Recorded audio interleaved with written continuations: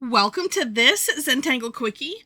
My name is Heather Hartwick Gladden. I'm a Certified Zentangle Teacher, and today we're going to take a look at the Tangle Roo from CZT Ester Ayala Pérez, and I hope I pronounced all of that right, or at least close.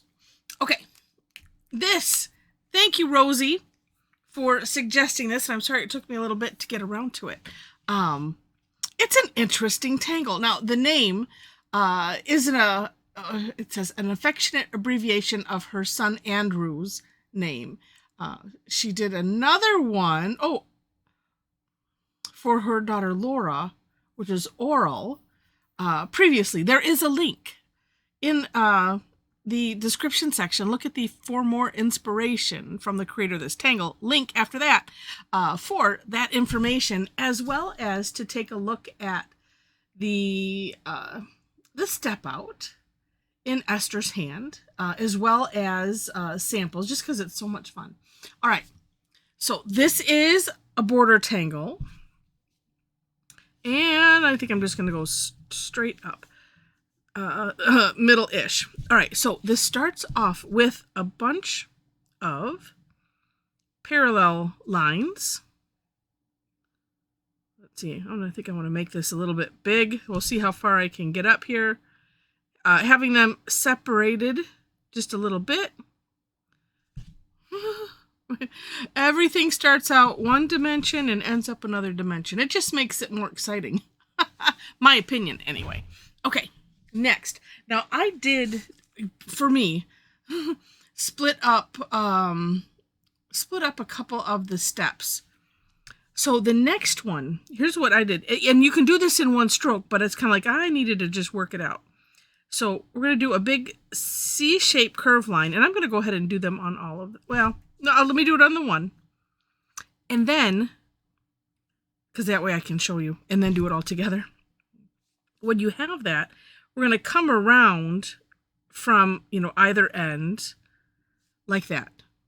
Okay? So you could, have it come out as far as you want, and then just come up and around. It's kind of like doing the Tangle Muka. Like so. And that first line we're hitting on the bottom. And I think that's pretty much why I wanted to work it out, was because, okay, what do I need to do that's important, so that way for tangling success. All right, this one we're just going to get a partial in here. And let's see, it'll probably be like that. Okay. Next. And similar thing, although I attacked the her next step a little bit differently, because I was seeing it as an orad, or holobowed orb. And so I'm going to start down here at the bottom again. And best to start at the bottom because, well, let me decide that. I think it's best to start at the bottom for this one. All right, so I'm going to start down here. And the orb is kind of, we'll say, egg-shaped.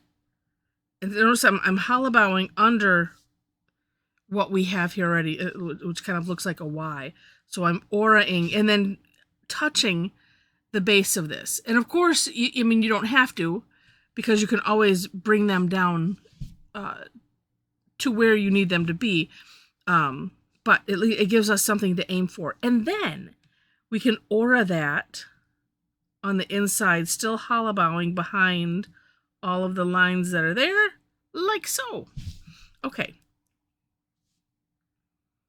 Yeah, and I guess that's why starting at the bottom is good, because that way you can get this in place, have it set, and then decide, okay, let's see, let me just look at hers. Oh, it looks like some of them maybe touch, some of them don't, so that is going to be an up to you and your pen and how well it wants to cooperate with you.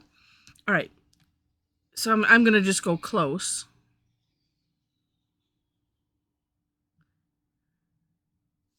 Like so. And you could do all of that initial shape first and then come back in aura. That's completely, of course, up to you.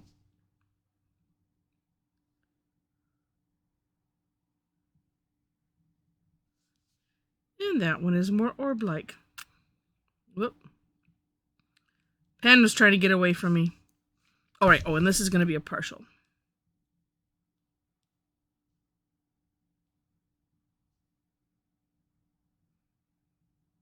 All right. Yeah. And then the rest of it, I'm going to fill in those openings. Let's see. She mentions if you could gemify that if you wish. I mean, because you can make that one, that's kind of one big thing. Ooh, maybe I'll leave a little, let's leave a little shine in there just because.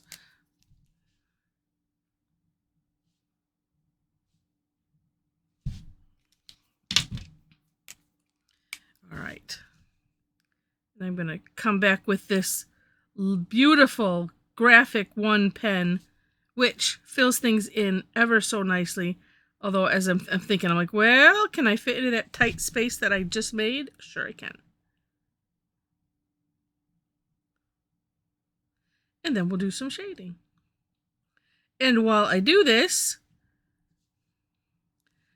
if you're enjoying this so far, I mean, I should wait at the end.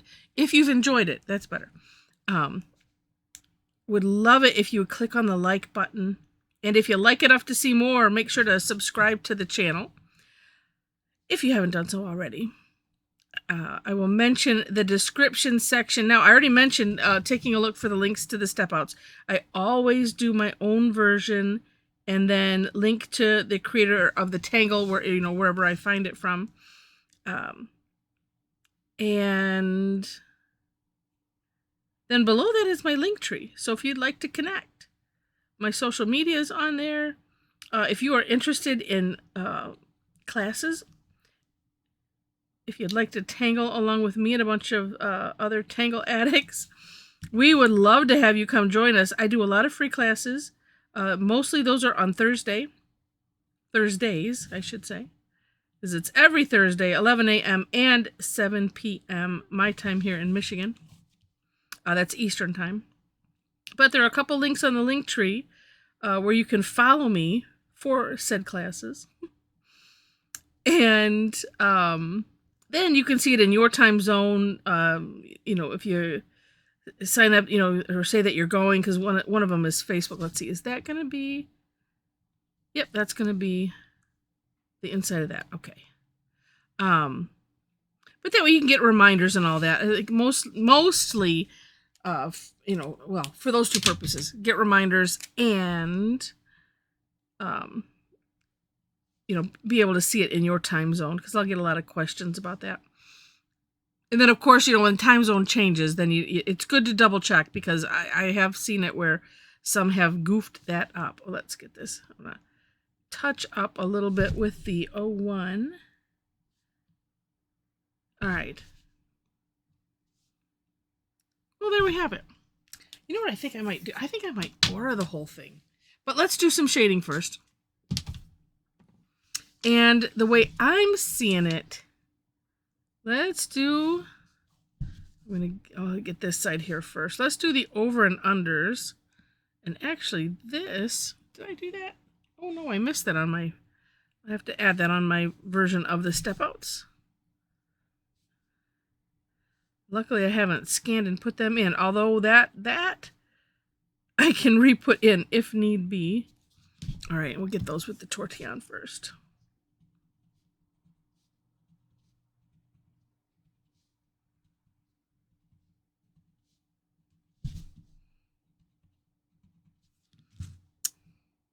Already looking neat. All right, now I'm going to flip it.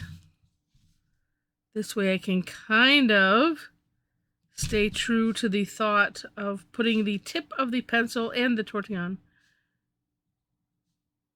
on the line you don't want it to go over. Here.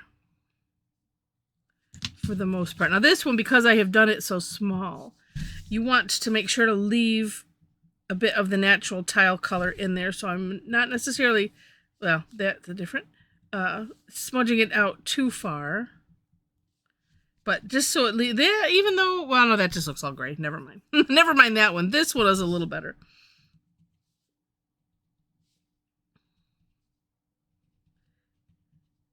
But that way we can kind of get a little bit of that metallic-y type of look. And, or, you know, at least just, you know, emphasizing the over and unders with that. And let's see. You know, I think I might just leave that top blank. But I'm feeling, well, and actually, if you look at the the sample from Esther, she has she has a real nice border around that. But I think let's just do an aura, because aura is really neat. I'm gonna do a little bit of a wide one.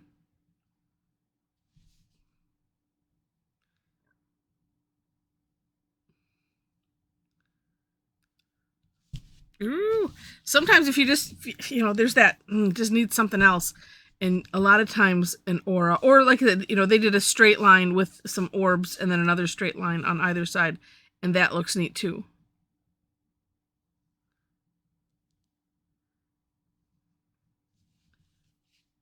Or you might just like it the way it is, and that's fine.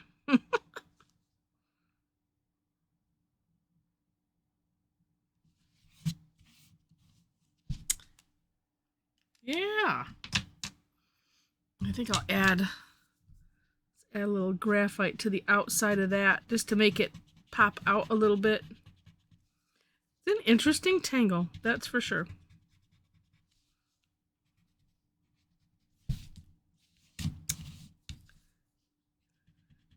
And I do like interesting tangles.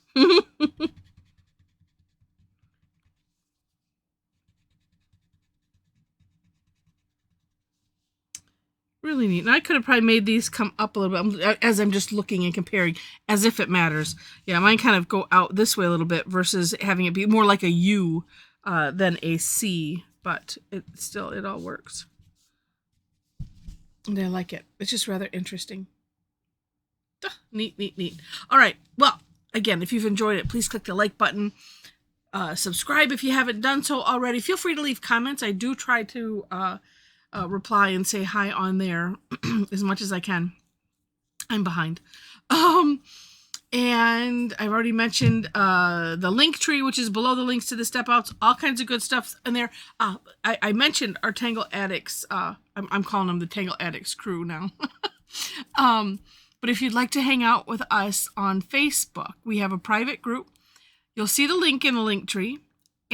Click it, answer the 4 questions, and then we will let you in. So, yes, if you want to hang out, this makes it like 24/7 Zentangle fun, and it's a real nice, safe space to post. We like to see from everybody, because we have people from all different walks, all different abilities and all different disabilities, and we want to just celebrate that you're doing this and you're having fun. And reaping the meditational rewards from it. There's so many interesting things that Zentangle seems to quote unquote fix for us that we didn't even expect. So it's just such a really neat art form, many layers to it. All right, so with that, thank you again so much for watching, and I wish you happy tangling.